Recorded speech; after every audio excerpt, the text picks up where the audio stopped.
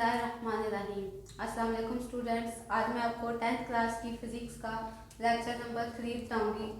इसका टॉपिक है damped oscillations. अब डैम्ड ऑसिलेशन जो है, पहले तो हम इसके नाम को समझेंगे कि डैम्ड ऑसिलेशन का क्या मतलब होता है। इसके नाम को ही समझ के आपको समझ आ जाएगी कि इस टॉपिक के अंदर जो है वो क्या क्या चीज़ें आपने पढ़नी है या क्या मतलब है इस टॉपिक का। तो ऑसिलेशंस का क्या मतलब होता है। ऑसिलेशन आप पहले हमने शुरू में चैप्टर में हमने पढ़ा था ऑसिलेशंस के बारे में कि ऑसिलेशंस क्या होती हैं। ऑसिलेशंस कहते हैं वाइब्रेशंस को। वाइब्रेशंस तो ऑसिलेशंस किसे कहते हैं? वाइब्रेशंस को, यानी वाइब्रेशन का दूसरा नाम होता है ऑसिलेशंस।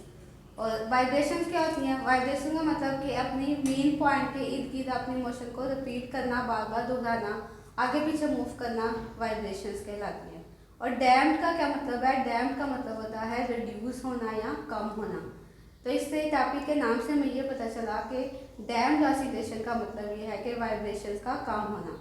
वाइब्रेशन का कम होने से क्या मुराद है कि एक पीक पॉइंट से स्टार्ट करना और आस्ते आस्ते जो है वो कम होना, एक पॉइंट ऐसा है कि वो बिल्कुल ही ख़त्म हो जाए वाइब्रेशन या ऑसिलेशंस, उसको कहते हैं डैम्ड ऑसिलेशंस।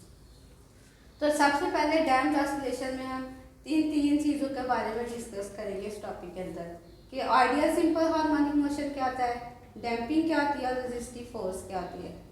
तो आइडियल का क्या मतलब है? आइडियल, यहाँ पे आइडियल का यह मतलब है कि अगर कोई आइडियल सिंपल हार्मोनिक ऑसिलेटर कि आपके पास एक ऐसा ऑसिलेटर है जिसमें कोई भी रेजिस्टिव फोर्स मौजूद नहीं है।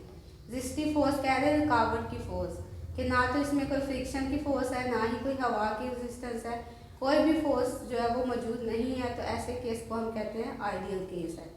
तो आपके पास कोई भी एक आइडियल केस में क्या होता है कि सिर्फ आइडियल केस में आपके पास एक ऑसिलेटर है, जब आप उसको अपनी जगह से हटाते हैं, उसको वाइब्रेशंस प्रोड्यूस करवाते हैं, तो वो क्या करता है कि एक महसूस एक कह रहे हैं कि कांस्टेंट पीरियड और एम्पलीट्यूड के साथ वो अपनी मोशन को रिपीट करता रहता है, दोहराता रहता है, वो रुकता नहीं है।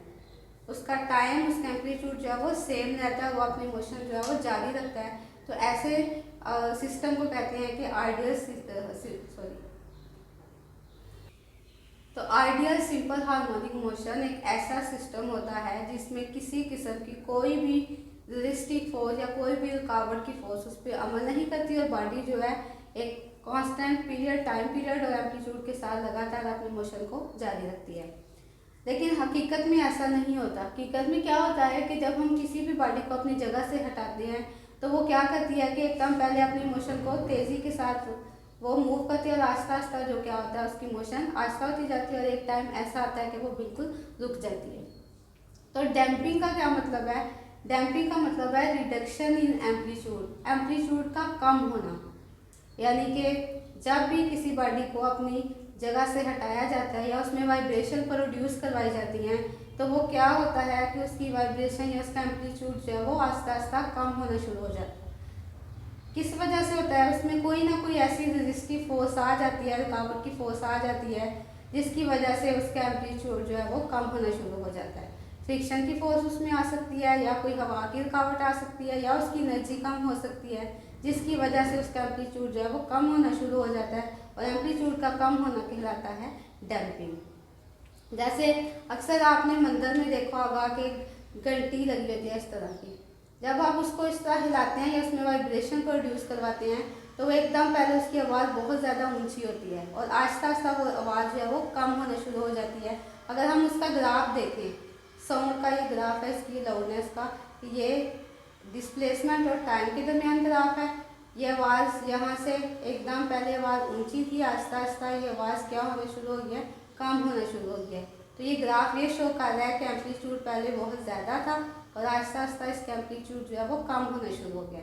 अब एम्पलीट्यूड क्या होता है? एम्पलीट्यूड कहते हैं मैक्सिमम डिस्प्लेसमेंट को, मैं कि मैक्सिमम कितना फासला तय किया है। अगर हम बात करें साउंड की तो यहाँ से यहाँ तक मैक्सिमम ये यहाँ तक है, उसके बाद इससे ऊपर नहीं जा रहा, उसके बाद दोबारा ये नीचे की तरफ आ रहा है। मैक्सिमम कहाँ तक आ रहा है? यहाँ तक, और फिर ऊपर चला गया। तो यहाँ से यहाँ तक मैक्सिमम जो डिस्प्लेसमेंट है, जहाँ तक वो बढ़ी गई है, वो उसका कहलाता है एम्पलीट्यूड। और इस तरह ये एम्पलीट्यूड पहले बहुत ज़्यादा है और आहिस्ता आहिस्ता एम्पलीट्यूड जो है वो कम होना शुरू हो गया। तो ग्राफ ये शो कर रहा है कि एम्पलीट्यूड बहुत ज़्यादा है, यानी इसकी आवाज़ की लाउडनेस बहुत ज़्यादा है।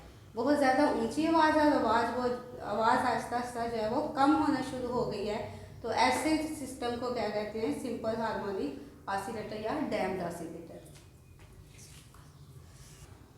तो अगर हम इसकी डिफाइन देखें डैम्प्ड ऑसिलेशन की, oscillations of a system in the presence मतलब मौजूदगी में ऑफ रेजिस्टिव फोर्स, कोई भी रुकावट की फोर्स की मौजूदगी में इज कॉल्ड डैम्प्ड ऑसिलेशन। यानी कोई भी आपके पास ऑसिलेशन है जिसमें रेजिस्टिव फोर्स मौजूद है, यानी रेजिस्टिव फोर्स की मौजूदगी में जो ऑसिलेशंस हो रही हैं, बॉडी के अंदर वाइब्रेशंस हो रही हैं, उनको कहते हैं डैम्प्ड ऑसिलेशंस। एग्जाम्पल इसकी क्या है, शॉक ऑब्जर्वर इसकी एग्जाम्पल है। इसके अलावा ड्रमर्स जो होते हैं वो यूज़ करते हैं एक्स्ट्रा डैम्पिंग पैड्स। ड्रम जब बजाते हैं, इस तरह का कोई भी आपका ड्रम है, ये डैम्पिंग पैड इसके अंदर यूज़ किए जाते हैं इसकी लाउडनेस को कम करने के लिए। फैंस वगैरह के अंदर भी जो डैम्प्ड ऑसिलेशन और motion of something. Shark observer क्या होता है, शार्क ऑब्जर्वर ये अक्सर गाड़ियों के अंदर लगे होते हैं, बाइक्स के अंदर या मोटरसाइकिल के अंदर जो है ये इस तरह का ये ऑब्जर्वर आपने देखा होगा, स्प्रिंग सा इस तरह से लगा होता है।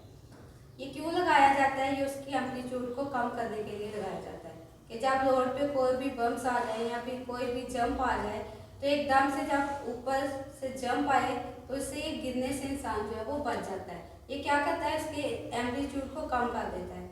एकदम से हम इस तरह से जंप आके ऊपर जाते हैं, फिर आहिस्ता आहिस्ता इसकी डैम्पिंग की वजह से, एम्पलीट्यूड कम होने की वजह से इंसान जो है वो बाइक से या कार के अंदर से गिरने से जो है वो बच जाता है। इसलिए ये डैम्पिंग शॉक ऑब्जर्वर जो है वो यूज़ किए जाते हैं बाइक्स के अंदर या कार्स के अंदर। इसके अलावा ड्रमर यूज़ करते हैं, इस तरह के ये डैम्पिंग पैड्स होते हैं, इसमें ये यूज़ किए जाते हैं ताकि जब ये बजाते हैं तो आवाज़ बहुत ज़्यादा ऊंची हो जाती है, उसकी आवाज़ की लाउडनेस को कम करने के लिए ये इसके अंदर डैम्पिंग पैड को यूज़ किया जाता है।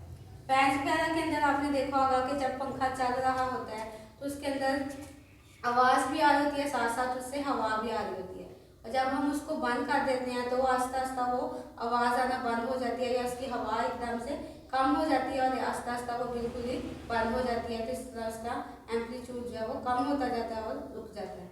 मोशन ऑफ स्प्रिंग की अगर बात करें तो अगर आपके पास कोई भी स्प्रिंग है, उसके साथ आपने कोई मैश अटैच किया हुआ है, तो जब आप इसको यहाँ से हटाते हैं या इसको कह लें कि डिस्टर्ब करते हैं, तो ये क्या करता है, लगातार अपनी मेन पोजीशन के इनकी मोशन को दोहराता जाता है।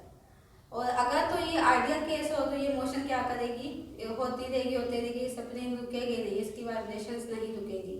लेकिन अगर इसके अंदर रेजिस्टिव फोर्स मौजूद है, यानी कोई हवा की रुकावट आ जाए या कोई फ्रिक्शनल फोर्स, रगड़ की फोर्स आ जाए, तो ये क्या होगा कि पहले एकदम तेज़ी से मूव करेगा, फिर आहिस्ता आहिस्ता अपने मोशन को स्लो करेगा और एक टाइम आएगा कि बिल्कुल ये रुक जाएगा। तो इसकी जो मोशंस या वाइब्रेशंस होती हैं जब स्लो हो जाती हैं रेजिस्टिव फोर्स की वजह से, तो इसका मतलब उसके अंदर डैम्प्ड ऑसिलेशन है वो। थैंक यू, शुक्रिया, अल्लाह हाफ़िज़।